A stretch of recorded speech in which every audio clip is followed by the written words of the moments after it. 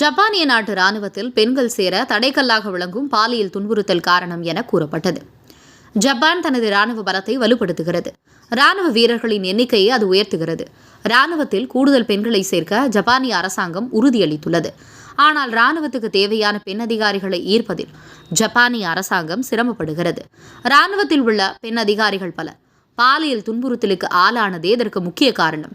இந்நிலையில் ஜப்பானிய தற்காப்பு படையில் சேர விண்ணப்பம் செய்த பெண்களின் எண்ணிக்கை 2023ஆம் ஆண்டு மார்ச் மாதம் நிலவரப்படி 12 விழுக்காடு குறைந்தது. பெண்களுக்கு எதிரான பாலியல் துன்புறுத்தல் சம்பவங்கள் அதிகம் இருப்பதால் ராணுவத்தில் சேர பெண்கள் பலர் தயங்குவது இயல்புதான் என்று பாதிக்கப்பட்ட பெண் அதிகாரிகள் தெரிவித்தனர். இந்த பிரச்சினை தொடர்பாக தீர்வு காண தீவிர நடவடிக்கை எடுக்கப்படும் என்று கிட்டத்தட்ட 9 மாதங்களுக்கு முன்பு ஜப்பானிய தற்காப்பு அமைச்சகம் சூளுரைத்திருந்தது. ஆனால் இது தொடர்பான சுயேட்சை நிபுணர் குழு முன்வைத்த முக்கிய பரிந்துரை அமைச்சகம் நடைமுறைப்படுத்தவில்லை.